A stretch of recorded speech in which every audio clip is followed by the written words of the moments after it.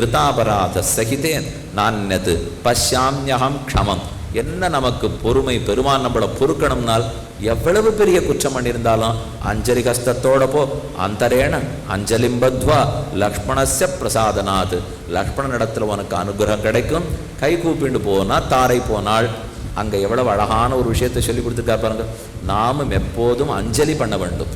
அவர் என்ன கோபத்தோடு வந்தாலும் கையை கூப்பிட்டோம்னால் அந்த கோபம் மாயமாக மறைஞ்சு போய்டுறது. ஆஞ்சநேயர் நமக்கு சொல்லி கொடுத்துறது அதுதான். கடைசியில் தாரை போனால், லக்ஷ்மணனோட பேசினாள், மறுபடியும் போயாச்சு. எல்லா பக்கமும் வானரோத்தமர்களை அனுப்ப ஆரம்பிச்சுட்டா. வடக்க பல பேர், கிழக்க பல பேர், மேற்க பல பேர், தெற்கு நோக்கி போகணும். மூலையாக உட்காண்டிருக்கார் ஆஞ்சநேயர். ராமன் கூப்பிடுறார், இங்கே வாரம், நீர் என்ன ஒதுங்கி உட்காண்டிருக்கீர்? அவருக்கு ஒன்றும் பேசுறதுக்கும் இல்லை. இப்போ மனைவியை தொலைச்சிருக்காரு, சரி அதுக்கு போய் இந்த பாடா இப்படின்னு நினச்சு விட்டார். ஏன்னா அவருக்கு மனைவி எவ்வளோ அருமைன்னு தெரியாது இல்லையோ. அதனால் ராமனை பார்த்த சீதை எப்படின்னு அவருக்கு தெரியாதே. ராமன் சொன்னார், இனிமே சீதா வைபவன் தெரிஞ்சுக்கணும்னா இவன் தான் தெரிஞ்சுக்கணும். அதனால இவர்கிட்டயே மோதிரத்தை கொடுப்போம். கையில் கொடுத்தார், மோதிரத்தை வாழ்ந்தார், தாவிட்டார். அப்போ மோதிரத்தை ராமன் இவரை தேர்ந்தெடுத்து கொடுத்துருக்காருனால் அப்போ ராமன் மனசுக்கு விருப்பமானவர்னு தெரிந்து கொள்ள வேண்டும். நமக்கு பெருமானை பிடிக்கிறது இருக்கட்டும், அவருக்கு நம்ம பிடிக்கணும் இல்லையோ. நாயமாத்மா பிரவச்சனேன லப்யா ந மேதையான பகுனா ஸ்ருதேன யமே வேஷ விருணுத்தே தேன லப்யா தசைஷ ஆத்மா விவருணுத்தே தனும் ஸ்வாம் என்ன உபனிஷத் சொல்றது. அவரா யாருக்கு தன்னை காட்டணும்னு நினைக்கிறாரோ அவருக்கு தான் காட்டுவார். அப்படித்தான் ஹனுமானை தேர்ந்தெடுத்து கொடுத்தார். இங்கே இருக்கிற வரைக்கும் என்ன சீதையை தொலைச்சிட்டு இந்த பாடுன்னு நினச்சிருந்தாரோ இல்லையோ, தாண்டுறார். 3 பேர் தடங்களுக்கு வந்தாப்போ ஜாம்பவான் தான் ஹனுமானுடைய சக்தியை சொல்லி கொடுத்தார். தாண்டும் போது என்னென்ன குணத்தை காட்டுறார். நல்ல சாமர்த்தியம். மைனாக பர்வத்தை எழுந்தது, தாண்டிட்டு இருக்கிறச்ச கடலுக்கு நடுவில் பர்வத்தை எழுந்து எங்கிட்ட தங்கிட்டு போனோம்னு. அதெல்லாம் நான் அவசரமாக போயிட்டு இருக்கேன், உன்னோடலாம் தங்க முடியாது, நீ சொன்னதே போருங்க. இதுதான் பேச்சு சாமர்த்தியம் வேணும். ஒருத்தர் பிடிவாதமாக நம்ம வீட்டுக்கு வந்துட்டு போகணுன்னு வரும். நம்ம கொஞ்சம் அவசரமாக கோவிலுக்கு போயிட்டு இருப்போம். அப்போ என்ன சொல்லணும்னா, நீங்கள் சொன்னதே பால் கொடுத்தாப்புல இருக்குது, நீங்கள் சொன்னதே சக்கரை பொங்கல் கொடுத்தாப்புல இருக்குது, நீங்கள் சொன்னதே என்னை விழுந்து நமஸ்கரித்தாப்புல இருக்குன்னா போரும் நான் போய்ட்றேன்னு அர்த்தம். அதான் அர்த்தம் அதுக்கு. ஆனால் அதை நேராக சொல்லலாமா? இதெல்லாம் என்னால் ஏற்றுக்க முடியாது, உம்மை வீட்டுக்கெல்லாம் வர முடியாது, எனக்கு பால்லாம் வேண்டாம், இது சொன்னால் அசட்டுத்தனம், இப்படி சொல்லவே கூடாது. நீர் சொன்னதே போராதா, அதுவே வரவேற்ற கோலமே பால் கொடுத்துட்டாப்புல இருக்கே அப்படின்னு பேசினோன்னா சாமர்த்தியமாக தவிர்த்துட்டான்னு அர்த்தம். அப்படிதான் பண்ணிட்டார் ஆஞ்சநேயர். இப்போ மைனாக்கமே நீ தங்கிட்டு போன்னு சொன்ன வார்த்தையே போரும், எனக்கு தங்கினாப்புல களைப்பே போயிடுத்துனார். மைனாக்கம் பார்த்து ரொம்ப சாமர்த்தியக்கார பிள்ளையா இருக்கார் இவர், நம்மகிட்ட எதிர்த்துக்கவும் இல்லை, அழகா வேற பேசிவிட்டார். அவர் அணைச்சுன்னுட்டு மேலே போயிட்டார். அடுத்து சுரசா சிம்ஹிகா 2 பேர் வந்தார். ஒருத்தி பெண் நாகமாதா, பெரிய உருவத்தோட வந்து, ஆஞ்சநேயா நீ மேலே போக முடியாது, நான் வரம் வாங்கி வச்சிருக்கேன், பிரம்மாட்ட வரம் வாங்கியிருக்கேன், நீ எனக்கு உணவாக வேண்டும், என் வாய்க்குள் புக வேண்டும்னு சொன்னாள். வேற வழி இல்லை, போயாகணும் போல் இருக்கு. தன் உடம்பை பெருக்கின்றார். அவள் வாயை திறந்தார், அதை விட பெருக்கின்றார், அதை விட திறந்தார், அதை விட பெரியவனானார், அதை விட பெருக்கின்றார். அவ்வளோ பெருசு வாய் இருக்கு. அவர் அதை விட பெருசாக இருக்காரோ இல்லையோ, திடீர்னு சின்னதாக சுருக்கின்றார். வாய் குகையாட்டம் இருந்தது. வேகமாக உள்ளே போய்ட்டு வெளியில் வந்துட்டார். அவள் பார்த்து, இது என்னது, நான் சாப்பிடவே இல்லையேண்ணா. உன் வாய்க்குள்ளே போனோம் தானே நீ வரம் வாங்கி வச்சிருக்க, வாய்க்குள்ளே போயிட்டு வந்துட்டேனா இல்லையா என்ன வேடிக்கையாக சொல்லிட்டு கிளம்பி போயிட்டாள். அவள் தகச்சு போய், தேவலையே சாமர்த்தியக்கார பிள்ளையா இருக்காரு, நம்மளை அடிக்கவும் இல்லை, பரீட்சை பண்ணோம், தாண்டி விட்டாள். கடைசியாக சிம்ஹிகா எழுந்திருந்தாள். அவள் விரோதின்னு தெரியும். அதனால் அவள் உள்ளே புகுந்தார், மொத்தத்தை மர்மத்தை அடித்தார், சாஞ்சுட்டா. 3 பேரை ஜெயிச்சார்.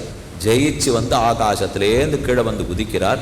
நல்ல திருத்தி, தைரியமாக இருக்கணும், திருஷ்டி, நீண்ட தொலைநோக்கு பார்வை கொண்டதாக இருக்கணும். அதுக்கப்புறம் தாக்ஷியம், சாமர்த்தியமாக முடிவெடுக்கணும். சட்டுன்னு யோசிக்கணும், ஆனால் ஆழ்ந்து யோசிக்கணும். சட்டுன்னு முடிவெடுக்கணும், எடுத்த முடிவை செயல்படுத்தணும். செயல்படுத்தச்சே என்ன தடங்கள் வந்தாலும் தைரியமாக உடச்செறியணும். இதுதான் ஆஞ்சநேயருடைய மொத்த கதை. அவர் திரும்ப திரும்ப எதை நடத்துகிறார்னா, நல்ல திருத்தி, நல்ல திருஷ்டி, நல்ல மதி, நல்ல தார்க்ஷியம், அந்த சாமர்த்தியத்தோடு செய்தார். ஆகாசத்திலேருந்து இறங்கினார். சின்ன பூனையாட்டம் வடிவெடுத்துட்டு, கொஞ்சம் ராத்திரியாக ஊருக்குள்ளே போவோம், இப்போ போனால் யாரானு கண்டுபிடிச்சிட போகிறா அப்படின்னு மறைஞ்சு போனார். ரொம்ப வேடிக்கையெல்லாம் கூட பண்ணுவார். வானரமாக பிறந்திருக்காரு இல்லையோ, ஆனால் கொஞ்சம் அதுக்கு தகுந்த குணங்கள்லாம் போயிடுமா. என்ன பண்ணியிருந்தாலும் பிறந்தது குரங்கா பிறந்திருக்கார். அப்பப்போ அதுக்கு தகுந்த மாதிரி நடந்துப்பார். லங்கினின்னு ஒருத்தி வந்தா, லங்காதேவியே தான் அவள் தான் அந்த ஊரை பாதுகாப்புறவும். பெரிய பட்டாக்கத்தி வச்சுன்னு குறுக்க போயிட்டு வந்தா. இவர் கோட்டவாசல் கதவுக்கு உள்ள மெதுவாக நுழைஞ்சு போயிட்டு இருந்தார். லங்கினி பிடிச்சிட்டா. எறும்பு கூட இந்த ஊருக்குள்ளே எனக்கு தெரியாது, நுழைய முடியாது, வாங்கிங்கன்னா. இவர் முன்னாடி போய் நின்று, நீ ரொம்ப பெரியவளாக இருக்கே, நான் இத்தினூண்டு இருக்கேன், என்னை பிடிச்சி நீ இப்போ என்ன பண்ண போற அப்படின்னு அவள்கிட்ட கேட்டார். யாரும் ஊருக்குள்ளே போகக்கூடாது, வெளியில் போ, நீ எதுக்கு வந்திருக்கேன்னார். அது உங்கள் ஊர் ரொம்ப நன்னா இருக்குன்னு சொன்னால் சுற்றுலா சுற்றி பார்த்துட்டு போகலான்னு வந்திருக்கேன்னார். இங்கே ஒத்துரு சுற்றுலாக்கெல்லாம் நாங்கள் திறந்து வச்சுருக்கலே, யாரும் உள்ளே போகக்கூடாதுன்னு அவ தடுத்தார். அது நீ அனுமதிச்சியானா அனுமதியோடு போகிறேன், நீ அனுமதிக்கலைன்னாலும் நான் போவேன் அப்படின்னு வேணும்னு சொன்னார். அவளுக்கு கோவம் வந்துடுச்சு. ஏன் அனுமதி இல்லாத போவையான்னு ஓங்கி முட்டியில் அடிக்க வந்தார். சட்டென்று தன் உருவத்தை வளர்த்து கொண்டார். தன் முட்டியால் அடித்தாள். ரத்தங்கக்கி கொண்டு லங்கினி கீழே விழுந்தா. அப்போ சொன்னார், பிரம்மா எனக்கு வரம் கொடுக்க சேவையை சேர்த்து சொன்னார், ஒரு குரங்கு ஒன்று அடித்து வீழ்த்துற அன்னைக்கு ராவணனுக்கு அழிவுன்னு புரிஞ்சுக்கோ என்று எப்போதோ எனக்கு சொல்லியிருக்கார். போ, உன் சீத்தை நீ தேடின்னு வந்திருக்கியே, உள்ளதான் இருக்கிறாள், அவளை தேடி கண்டுபிடித்து ராமனிடத்தில் போய் சொல்லு என்று லங்கினி சொல்ல சின்ன உருவத்தை எடுத்துட்டார். கிடுக்கிடுன்னு எல்லா இடத்துலையும் போகிறார், தேடுறார். பானக சாலையில் தேடுறார், யுத்த பூமியில் தேடுறார், ஆயுத சாலையில் தேடுறார். எங்கே தேடினாலும் காணும். பெண்கள் எங்கெங்கே படுத்துட்டு இருப்பாளோ கிட்டக்க போய் நடுவில் சீத்தை படுத்துட்டு போகிறோன்னு தேடுறார். கடைசியில் அவருக்கு ஒரு மாதிரி வெறுப்பாக படுத்து ஒரு மரக்கடையில் உட்காந்து, நான் என்னத்துக்கு நைஷ்டிக பிரம்மச்சாரியாக இருந்துட்டு எந்தெந்த பெண்ணு எங்கெங்கே படுத்துட்டு இருக்கான்னு போய் பார்த்துட்டு இருக்கேன். இப்போ இதுக்காக நான் பிறந்தேன், நான் எவ்வளவு யோகி, எவ்வளவு தியானம் பண்ணியிருக்கேன், அது எல்லாத்தையும் விட்டுட்டு யார் படுத்துட்டு இருக்கான்னு பார்க்குறேனே, என் மனசே ஒரு வேளை கலங்கி படுத்தோ அப்படின்னு தனக்கு தானே சின்ன பரீட்சை வச்சுன்னு பார்த்தார். திரும்ப மனசை நினைக்க ஆரம்பித்தார். நமக்காக இருந்தால் எந்த காட்சியை பார்த்தோமோ அது ஞாபகம் வந்துடுமோ இல்லையோ, பளிச்சுன்னு ராமன் தான் மறுபடியும் அவருக்கு ஞாபகம் வந்தார். ஓ, நம்ம மனசு கலங்கலை, அது தெளிவாக தான் இருக்குது, இன்னும் ராமன் தான் நம்ம உள்ளத்துக்கு காட்சி கொடுக்குறார், இனிமேல் நம்ம கவலை இல்லை. மேலும் சீதையை தேடணும்னா பெண்களுக்கு நடுவில் தான் தேடணும், அதுக்குன்னு என்ன சிங்கத்துக்கு நடுவில் போய் தேட முடியும்? அதனால தான் நான் தேடுறேன். என்னை திரும்ப தேடி அப்போ தன்னுடைய வினயத்தை வெளிப்படுத்தினார். இத்தனை நேரம் நாம் தேடியும் சீத்தை கண்டப்படலையே, எங்கேயோ நாம் தான் தப்பு பண்ணுறோம். என்ன தவறு? சீதையை நான் தேடுறேன் நினச்சது தான் பெரிய தப்பு. சீதையை நீயே உன்னை வெளிப்படுத்திக்கணும், அப்போ தான் என்னால் சேவிக்க முடியும். என்னை கைகூப்பின்னு சொன்னார். இதோ நமோஸ்து ராமாய சலக்ஷ்மணாய தேவ்யேஜ தஸ்ஸை ஜனகாத்மஜாயை. ஜனகாத்மஜையான சீதைக்கு வணக்கம், ராமனுக்கு வணக்கம், லக்ஷ்மணனுக்கு வணக்கம், சுக்ரீவனுக்கு வணக்கம். எனக்கு இப்போ சீதை தெரியணும்னார். அதே இடத்துல பக்கத்தில் ஒரு சின்ன குளம், குளத்தங்கரைக்கு சீதை நீராடுறதுக்கே வந்துட்டான். ஓஹோ, நல்ல வேலை சீதை நமக்கு காட்டுவிட்டா, புரிஞ்சுட்டார். விடியற்கார்த்தால வேலை மரக்கிளையில் தன்னை மறைச்சுன்னு உட்காண்டிருக்கார். அப்போ தான் அவருடைய உண்மையான சாமர்த்தியம். ராவணன் குறுக்க வந்தான். கார்த்தால 4 மணி வேலை. சீதை எப்படியா தான் ஆசைக்கு இணங்க வைக்கணும், பயப்படுத்துறதுக்காக ராவணன் வந்தான். மேலே இந்த ஹனுமான் பார்த்துட்டு இருக்கார். அவன் பேசுகிற பேச்சை கேட்டு பல்ல நரான்னு கடிக்கிறார். இப்போவே இறங்கி போய் ஓங்கி குத்து ராவணன் அழிச்சிடணும், அந்த அளவுக்கு அவருக்கு உத்வேகம் வருது. செய்ய முடியாது, என்னை தூதனானா ராமன் அனுப்பிச்சிருக்கார், என்னை சண்டை போடுறவனா ராமன் அனுப்பலை, நானா எந்த முடிவையும் எடுக்கக்கூடாது. தன்னை அடக்கிண்டு உட்காண்டிருந்தார். ராவணன் பேசினான். முதல் முறையாக சீதை இப்போ தான் நன்னா பார்க்குறார். அவ ஏதோ மரக்களையெல்லாம் மறைஞ்சின்னு இருந்தா. சீதை முன்னாடி வந்தாள். வந்தத்தான் ஹனுமான் பார்க்குறார். பார்த்த உடனே என்ன தோணி தெரியுமோ, இவளை பிரிந்து ராமன் என்னமோ இந்த பாடுபடுத்துகிறாரே, எதுக்கு எல்லாரையும் தேட விடுறாருன்னு நினச்சிருந்தாரோ இல்லையோ.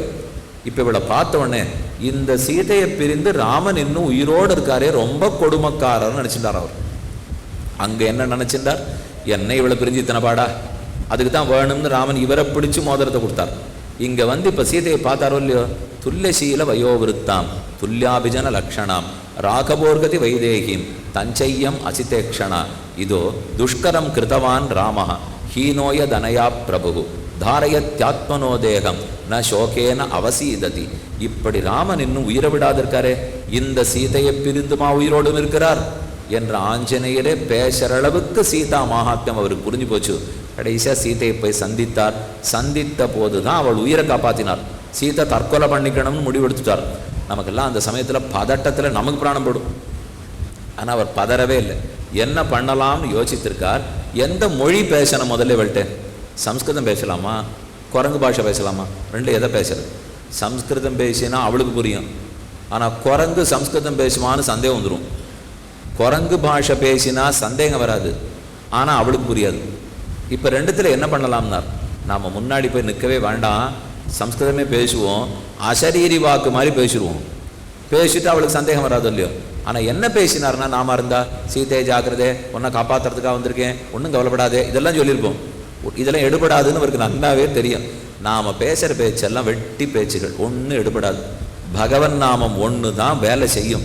அதை தவிர எதை பேசினாலும் வீண் பேச்சு பேசுகிறோன்னு அர்த்தம். அதனால் மேல்கிளையிலேருந்து கீழ்கிளைக்கு வந்து உட்காண்டு மெதுவாக கதை சொல்ல ஆரம்பித்தார். 60,000 ஆண்டுகள் தசரதன் நாட்டை ஆண்டான்னு கதைய ஆரம்பித்தார். எங்கே கதை ஆச்சு? இப்போலேருந்து 40 வருஷத்துக்கு முன்னாடி போன கதைக்கு இப்போ. அப்போ 60,000 வருஷம் ஆண்டார். ஆசீத் தசரதோ நாம ரதகுஞ்சர வாஜிமான். 3 மனைவியர் இருந்தார். ரிஷசிருங்கரை கூட்டு புத்திரகாமேட்டி யாகம் பண்ணா. பாயசம் கிடச்சிது. 3 பேருக்கும் பிரித்து கொடுத்தார் தசரதன். மூத்தவளுக்கு ராமன் பிறந்தார். அடுத்தவளுக்கு நடு கைகேய்க்கு பரதன் பிறந்தார். சுமித்ரைக்கு லக்ஷ்மண சத்ருகனர்கள் பிறந்தார். நன்னா தான் 12 வயசு வாழ்ந்தா. 12வது வயசில் 4 பேருக்கும் கல்யாணம் ஆச்சு. அப்புறம் 12 வருஷம் சந்தோஷமாக இருந்தா. 25 வயசுக்கு பட்டாபிஷேகத்துக்கு நாள் குறிக்கப்பட்டது. என்னாச்சோ தெரியல, கூனி கேட்டதுக்காக தசரதன் வரத்தை கொடுத்துட்டார். ராமன் 14 வருஷம் காட்டுக்கு வரணும். பரதனுக்கு பட்டாபிஷேகம். ஆனால் பரதன் வந்து சித்திரகூடத்தில் ராஜ்யத்தை சமர்ச்சிட்டான். ராமன் திரும்பி போகலை. இங்கே 1 வருஷம் இருந்தார், அந்த காட்டில் 1 வருஷம் இருந்தார், இந்த ரிஷியோட 2 வருஷம் இருந்தார். சரி, கடைசி காலத்தை பஞ்சவட்டியில் கிடச்சிட்டு திருப்பி போடுவோம் அப்படின்னு பஞ்சவட்டிக்கு போய் தங்கிட்டு இருந்தா. என்னமோ அங்கே சூர்பனகேன்னு ஒத்தி வந்தாள். அவளுக்கு கோபம். சீதையை கொல்றதுக்கு பாஞ்சா. காது மூக்க அறுத்து விட்டுட்டா. அவ போய் ராவணன் இடத்துல சொல்லி ராவணன் வந்து சீதையை தூக்கின்னு போயிட்டான். அன்னிலேருந்து ராமன் தூங்கலை, சிரிக்கலை, சாப்பிடலை, ஒன்றுமில்லை. எங்க சீதைன்னு தேடின்னு வந்தார். சுக்ரீவனை கண்டனர். அவரோடைய தோழமை கொண்டனர். சுக்ரீவன் ஒவ்வொரு திசைக்கும் வானரோத்தமர்கள் அனுப்பிச்சார். அதில் தெற்கு திக்கில் ஹனுமான் அனுப்பிச்சார், அங்கதன் அனுப்பிச்சார், ஜாம்பவான் அனுப்பிச்சார். அதில் ஆஞ்சநேயருங்கிற ஹனுமான் கடலை தாண்டி கரைக்கு வந்தார். அந்த ஆஞ்சநேயர் தான் அடியேன் அப்படின்னு சொல்லிக்கொண்டு மெதுவாக சீதை முன்னாடி போனார். ராமாயண கதையே சொல்லிட்டு வந்ததுனால் அதை கேட்டு கட்டுப்பட்டு இருந்தா சீதை. 1 நிமிஷம் தற்கொலை முயற்சியை விட்டுட்டா. அது போர்லித்து இப்போ ஹனுமார். இவளை எப்போ நம்ம ராமநாமத்தை சொல்லி காப்பாற்றிட்டோமோ, போகிற உயிரை கூட காப்பாற்ற வல்ல சக்தி ராமநாமத்துக்கு உள்ளது. அதனால் நாம் வேற எதுவுமே பேச வேண்டாம். ராம ராம ராம ஜெயராம், சீதாராம் சீதாராம் ஜெயராம் அப்படின்னு சொன்னாலே தானே வியாதி சரியாக போடுங்கிறா. வைத்தியர்கிட்ட கூட்டின்னு போங்க, மாத்திரை வாங்கி கொடுங்க. ஆனால் அதுக்கு மேலே பிரார்த்தனை ரொம்ப முக்கியம் இல்லையோ. அப்போ ஹனுமார் சீதையினுடைய உயிரை காப்பாற்றினார். 2 பேரும் பேசினார். மோதிரத்தை சீதையினிடத்தை கொடுத்தார். அவளிடத்திலே சூடாமணியை பெற்றுக்கொண்டார். வார்த்தாலாபம் முடிந்தது. சரி, வந்த காரியம் இத்தோடு முடிஞ்சு போச்சு. ஆனால் கொஞ்சம் வராத காரியத்தையும் பார்த்துப்போம். அப்போ தான் முடிவு பண்ணார். வந்த காரியம் முடிஞ்சு போச்சு, வந்த காரியத்தை மட்டும் முடிச்சுன்னு போயிடலாமா? அப்படியே கூட கொஞ்சம் எதானே பார்க்கணும் இல்லையோ. அப்போ தானே சக்தி இருக்கிறவர்னு அர்த்தம். என்ன பண்ணலாம்னா ராவணனை சந்திச்சுட்டு போகணும். இல்லைன்னா ராமன் திரும்பி போன உடனே, என்ன ஹனுமானே ராவணனை பார்த்தீரா, எங்கெங்கே எவ்வளோ படபலம் இருக்குதுன்னு தெரிஞ்சு வந்தீரான்னா, அதெல்லாம் இல்லைன்னு சொல்லலாமா? அசட்டத்தனமாக போடும். அதனால தான் பார்க்கணும். எப்படி பார்க்கலான்னா, உண்மையாக கேட்டால் பேட்டி கொடுக்க மாட்டாவா, உதச்சி கேட்டால் தான் பேட்டி கொடுப்பா. ஒரே நிமிஷத்தில் முடிவு பண்ணார். ஒரு பெரிய இரும்பு உலக்கை அந்த மூலையில் இருந்தது. கையில் எடுத்துட்டார். ஒரு சுற்றினார். 4 கோபுரம் அடிஞ்சு விழுந்தது. இன்னொரு சுற்றினார். குறுக்க வந்து 10 ராட்சசால் போயிட்டான். இன்னொரு சுற்றினார். வந்த ஜம்புமாலியே போயிட்டான். அடுத்தது சுற்றினார். அமைச்சர்களுடைய குமாரர்கள்லாம் போயிட்டான். இன்னும் சுற்றினார். சேனாபதி 5 பேர் போயிட்டான். மறுபடியும் அக்ஷகுமாரன் வந்தான். ஓங்கி சுற்றினார். அக்ஷகுமாரனும் போயிட்டான். இதை ஒவ்வொன்றுத்தையும் சுற்றிட்டு ஒரு தேவாலயம் இருந்துதான். அது மேலே போய் உட்காந்துட்டு வரோம். எல்லாரும் அதுவும் அந்த குரங்கு தாங்கிறா. ஒவ்வொருத்தரையும் கொண்டுட்டு ஏறி உட்காண்டு, ஜெயத்ததிபலோ ராம, ராமன் ஜெயித்தான், சுக்ரீவன் ஜெயித்தான், லக்ஷ்மணன் ஜெயித்தான், ஹனுமான் சுக்ரீவனாலே காக்கப்பட்டு தப்போது ஜெயிச்சார் சொல்லிட்டு மேலே போய் உட்காந்துக்கிறார். 6க்கு அடங்கலை. இந்திரஜித்துக்கு தான் கடைசியில் அடங்கினார். வேணும்னு அவர் பிரம்மாஸ்திரம் பிரயோகம் பண்ணார். இவர் ஒன்றும் பண்ணாது. ஆனால் பண்ணினாப்புல உட்காண்டு ராவணன் முன்னாடி போறார். என்ன தைரியம் பாருங்க. அவன் முன்னால் அவனுக்கு உபதேசிக்கிறார். பிரம்மா ஸ்வயம்பூ சதுரானனோவா, ருத்ரஸ்திரிநேத்திரஸ்திரிபுராந்தகோவா, இந்திரோ மகேந்திர ஸ்வரநாயகோவா, திராத்தும் நசக்கியாயுதி ராமவத்தியம். ராமனை எதிர்த்து கொண்டு யார் உதவியும் நீ நாட முடியாது ராவணா. பிரம்மாவே வந்தாலும், ருத்ரன் வந்தாலும், இந்திரன் வந்தாலும் தோற்றோடுவாய் என்று தன் தைரியத்தை எல்லாம் வெளிப்படுத்தினார். தைரியமும் உண்டு, ஸ்நேகமும் உண்டு, பக்தியும் உண்டு, அதிகமான ஞானமும் உண்டு, பேச்சு சாமர்த்தியமும் உண்டு, செயல் தீரனாகவும் இருந்திருக்கிறார். சண்டை ஆரம்பிச்சுடுத்து, ஆயுதத்தால் அடிபட்டு லக்ஷ்மணன் கீழே விழுந்துட்டார். எல்லாரும் மயக்கமாக விழுந்துட்டார். அப்போ ஜாம்பவான் முதல்ல எழுந்திருக்கிறார். அடுத்து விபீஷணன் எழுந்திருக்கிறார். 2 பேரும் பார்த்துக்கிறார். விபீஷணனும் ஜாம்பவானும் பார்த்து, அப்போ ஜாம்பவான் கேட்குறார், ஹனுமான் உயிரோடு இருக்காரோ இல்லையோ? இதான் முதல் கேள்வி. அதை கேட்டதுக்கு விபீஷணன் திருப்பி கேட்குறான், என்ன உங்கள் கூட்டத்தில் ராஜா உயிரோடு இருக்காரா கேட்க மாட்டீங்களா? ராமன் இருக்காரா கேட்க மாட்டீங்களா? என்ன ஹனுமான் உயிரோடு இருக்காளா கேட்குறீள்? அதுக்கு ஜாம்பவான் பதில் சொல்றார், அவர் இருந்தால் தான் நாங்கள் மற்ற பேர் இருப்போம், அவர் இல்லைன்னா நாங்கள் இல்லைன்னு அர்த்தம். அதனால தான் அவர் இருக்கிறாரா கேட்டேன்னா அப்போ புரிஞ்சுதான் விபீஷணன், ஓ இந்த கோட்டியில் இருக்கிற ராமனுக்கு அவர் தான் உயிர் போல் இருக்கு. அந்த அளவுக்கு தன் பக்தனா இருந்தாலும் தன் உயிராகவே ராமன் கொண்டார். சண்டை ஆரம்பிச்சிருக்கு, பெரிய சஞ்சீவி பர்வத்தத்தையே தூக்கின்னு வந்தாரு. அடிபட்டு விழுந்துட்டா மூலிகை இருந்தா போறோம். போனார், பார்த்தார், ஒன்றும் மலையில மூலிகைலாம் ஆப்படுறதா தெரியல. கோவம் வந்துருத்தவருக்கு, மலையை பார்த்து வெய்கிறார். நான் ராம கைங்கிறதுக்காக வேகமா வந்திருக்கேன், ஊர்ல இருக்கிற எல்லாருக்கும் நல்லது பண்ணணும்னு தேவர்கள் பிரார்த்தனைக்காக ராமன் பூலோகத்துக்கு வந்திருக்கார். அப்ப நமக்குன்னு ராமன் உழைச்சுட்டு இருக்கிறச்சே, மலையே உனக்கு என்ன தைரியம் இருந்தா மூலிகையை காட்டாது இருப்பேன், ராம கைங்கிற உனக்கு வேணுமா வேண்டாமா? அவ்வளவு வேகமா கேட்டார். அது பதில் சொல்லக்கூட விடலை, தன் கையாலேயே பேர்த்தெடுத்து கொண்டார். பேர்த்தெடுத்துன்னு வதாரோ இல்லையோ, அப்ப வேகம் பாருங்க. ஒரு நிமிஷத்துல முடிவெடுக்கணும், பேர்த்து தான் எடுத்துன்னு போவோம்ட்டு. நாம கூட முடிவெடுத்துருவோம். நம்ம போனோம், மூலிகை எல்லாம் கிடைக்கலன்னா மலையை பேர்த்து தான் எடுத்துன்னு போனோம், முடிவெடுத்துருவோம். ஆனால் ஒரு 4 பேரை கூப்பிடுவோம், வரீடா கொஞ்சம் மலையெல்லாம் தூக்கின்னு போகலாமா? அப்படி இல்லை, அவர் எடுத்த முடிவை தான் செயல்படுத்த முடியணும் இல்லையோ. நம்ம கூட முடிவெடுப்போம், யார் செயல்படுத்துறது? செயல்படுத்தி மலையை தூக்கின்னு வந்திருக்கார். தூக்கின்னு வந்து அந்த வாசனைப்பட்டே கீழே படுத்துட்டு இருக்கிறவா எழுந்துனுட்டான். அதை விட ஆச்சரியம், ராமன் எவ்வளவு ஜாகிரதையா அதை கையாளுறார் பாருங்க. வந்து வாசனைப்பட்டு எழுந்தா சொல்லியோ, எழுந்தப்புறம் ஹனுமான்கிட்ட சொல்றார், இந்த மலையை இங்க போட்டுட்டு போகக்கூடாது, ஒழுங்கா எடுத்த இடத்துல கொண்டு போய் வைக்கிறார். இந்த அவசரத்துக்குள்ள திரும்ப போய் வச்சுட்டு வந்தார். இங்க எல்லாம் நாற்காலி எல்லாம் போட்டிருக்காள் இல்லையோ, நன்னா உட்காந்துப்போம், ஜமக்காலெல்லாம் போட்டிருப்பாரு, உட்காந்துப்போம், நன்னா கேட்போம். முடிஞ்சு போயிடும். இன்னையோட இப்போ நிகழ்ச்சி இன்னும் 1/2 மணியில் முடிஞ்சு போயிடுமோ இல்லையோ, முடிஞ்ச உடனே அப்படியே போட்டபடி நம்ம போடுவோம். இதுதான் நம்ம வழக்கம். எங்கே தங்கியிருந்தாலும் சரி, எங்கே போயிட்டு இருந்தாலும் அதது கிடக்கும். ஆனால் ஒரு மலையை வடக்கு கோடியிலேருந்து கொண்டு மலையை அந்த அவசரத்துக்குள்ளே கொண்டு போய் வைங்கிறார் ராமன்.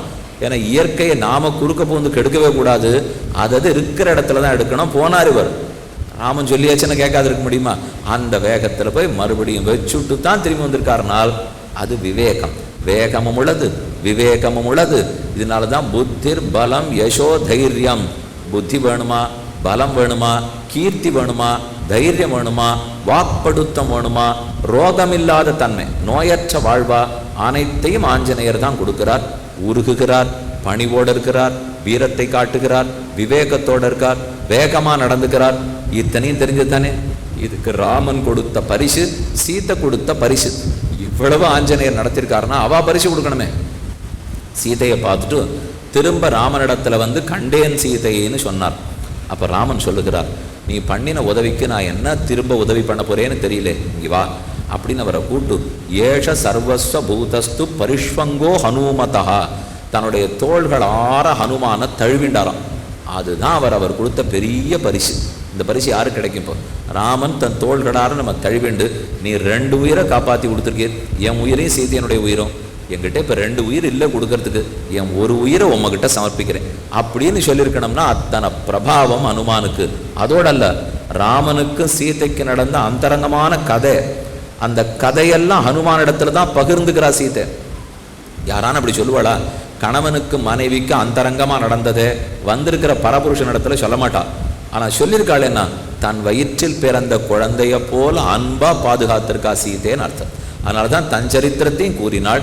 திரும்ப வந்து கண்டேன் சீதைன்னு சொல்ல போது சம்மானம் பெற்றார், ராமனுடைய ஆலிங்கனம். கடைசியா ராம பட்டாபிஷேகம் நடக்கிறது. அதற்கு முன்னால் ராமன் புஷ்ப விமானத்துல வருகிறார். வந்தவர் வேகமா தாண்டி 14வது வருஷம் முடியச்சே பரதன் முன்னாடி போய் நிற்கணும். இதுக்கு தான் அவர் வந்துட்டு இருக்கார். ஆனா சோதனையா பரத்வாஜ ரிஷி இன்னைக்கு ராத்திரி தங்கிட்டு போகணுட்டார். மறுக்க முடியல, ராமனாலே தங்கி விட்டார்.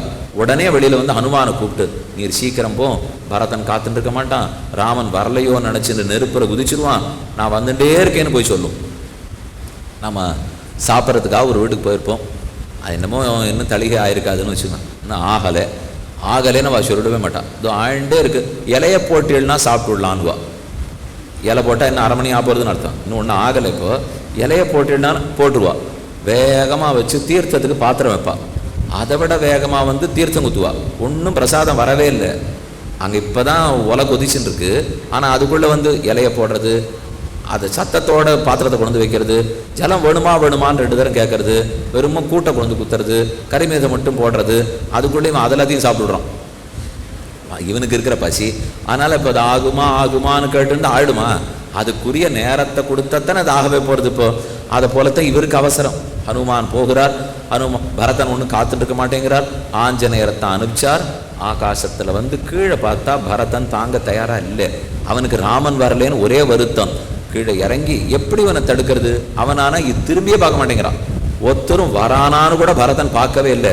திரும்ப அதே கதை. ஆசீத் தசரதோ நாம ரத குஞ்சர வாஜிமான். தசரதன் 60,000 வருடம் ராஜ்யத்தை ஆண்டான். 3 மனைவிகள். பாயசம் கிடைச்சது. மூத்தவளுக்கு பிரித்து கொடுத்தார், ராமன் பிறந்தார். நடுவர்களுக்கு பிரித்து கொடுத்தார், பரதன் பிறந்தார். கடைசியிலவளுக்கு லட்சுமண சத்ருகுணால் பிறந்தார். இங்கே போனா அங்கே போனா சீதையை காண தேடினா, ஜெயிச்சாச்சு. யுத்தம் முடிஞ்சு திரும்பி வந்த சமயத்தில் பரத்வாஜ ஆசிரமத்தில் அவர் ஒரு நாள் இருக்க சொல்லிட்டார். அதனால ராமதாசனான என்ன அனுப்பிச்சு வச்சிருக்கார். பரதா, அதுக்குத்தான் நான் வந்திருக்கேன்னு முன்னாடி போய் நின்னார். ராமாயண கதையை அப்படியே கேட்டுட்டு மயங்கி நின்னான் பரதன். அந்த நேரத்தை பிடிச்சுன்னு சமாளிச்சிட்டார். அப்போ அவருக்கு தெரிஞ்ச ஒன்றே ஒன்று, எனக்கு கத்தி தெரியும், வில்லு தெரியும், வாழ் தெரியும்னு அவர் சொல்கிறதே இல்லை. எத்தனையோ அவருக்கு தெரியும். அத்தனை சக்தி இருந்தாலும் அதெல்லாம் உதவ போகிறதில்லை, ராமநாமன் தான் உதவும் என்கிற பக்தி பெருக்க அவர்கிட்ட இருந்ததோ இல்லையோ, அதைத்தான் நாம் திரும்ப திரும்ப புரிஞ்சுக்கணும். எத்தனைக்கெத்தனை சக்தியோ அத்தனைக்கத்தனை பக்தி. அவர் சக்தியை காட்டிலும் ராம பக்தியைத்தான் நம்பி இருந்தார். அது அனுமான இடத்துல தெரிஞ்சுக்க வேண்டியது. இது புரிஞ்ச சீதை கடைசி நாள் ரொம்ப ஆச்சரியமான வெகுமதி கொடுப்பார். ராமனுக்கு பட்டாபிஷேகம் நடக்குது. அதோ ராம பட்டாபிஷேகம். ராமம் ரத்னமயே பீட்டே சகசீதம் நிவேசயத்து. சீத்தை ராமன் அமர்த்தியாச்சு. பட்டாபிஷேகம் அடுத்து வசிஷ்டன் மௌலி புனைந்தான். அதுக்கப்புறம் சீதை தான் இருக்கிற சிங்காசனத்திலேருந்து எழுந்திருக்கிறார். அதை ஒரு 10 அடியில் ஆஞ்சநேய சுவாமி நிற்கிறார். தான் இங்கேருந்து எழுந்து அவர்கிட்ட போறா. அவர் இங்கே வர சொல்லலை, தான் எழுந்திருந்து நட போட்டு அங்கே போய் இந்திரன் ஒரு மணிமாலை கொடுத்து அனுப்பிச்சிருக்கான், ஒரு முக்தாகாரம். அதை கையில் கழட்டினுட்டு வச்சுட்டு ராமனை ஒரு கண்ணால் பார்க்குறான். எனக்கு இதை இவருக்கு பரிசா கொடுக்கணும்னு ஆசையாக இருக்கிறாமா, உன் அனுமதி வேணும்னு கஞ்சாடையில் கேட்குறான். அவ்வளோ பெரிய சபைக்கு நடுவில் பேச மாட்டாலும் ராணி இல்லையோ. அதனால் கஞ்சாடையால் ராமனிடத்தில் கேட்டால் அவர் பதில் சொல்கிறார். பிரதேகி சுபகேகாரம் எஸ் துஷ்டாசி பாமினி. தேவி, யாருக்கு கொடுக்கணும்னு ஆசை இருக்கோ கொடு, சரியானவனைத்தான் பிடிச்சிருக்கே கொடுன்னா நடந்து வந்து தன் முத்து மாலையை கழட்டி ஹனுமானிடத்துல கொடுத்து அவர் அந்த பரிசு பெற்று உள்ளம் பூரித்து நின்னதை பார்த்தாள் சீதை, சந்தோஷித்தாள் அப்படின்னு எழுதியிருக்கார் வால்மீகி. இது நடக்குமா? நமக்காரான்னு பிச்சை போடணும்னா கூட்டு பிச்சை போடுவாளா, வந்து போடுவாளா? இந்த ஊரில் எல்லாரும் என்ன பாடுபடுத்துவா நமக்கு தெரியாதா? நம்ம இந்த சம்சாரத்தில் யார்கிட்டையான்னு ஒன்று கேட்க போகிறதுக்குள்ளே இனிமேல் அவமானம் பாக்கியே இருக்காது. அத்தனையும் படுத்தி தான் கொடுப்பா. வந்து கொடுப்பாளான்னு ஆறாரு. அதுவும் மகாலட்சுமியாக நடந்து வருவாள். வந்திருக்காளேன்னா அது ஆஞ்சநேயருக்கு அவள் கொடுத்த மதிப்பு. நமக்கு 2 உயிரை ரட்சித்து கொடுத்துருக்கார். என்ன ஒரு சம்மானம் தானே கொடுத்துருக்கோம். அப்போ அந்த சம்மானத்தோடு ஹனுமான் விளங்குகிறார். கடைசி நாள் ராமன் வைகுந்தத்துக்கு புறப்படுகிறார். அப்போ நடந்த சரித்திரம். அத்தோட ஹனுமானுடைய கதை முடிஞ்சு போயிடும். அப்புறம்தான் விதுரரை பற்றி பார்க்க போகிறோம். ஒன்றும் அவசரம் இல்லை. இப்போ அப்புறம்தான் உத்தவரை பற்றி என்னன்னு தெரிஞ்சுக்க போகிறோம். ஆனால் சுருக்கமாக சொல்கிறேன்.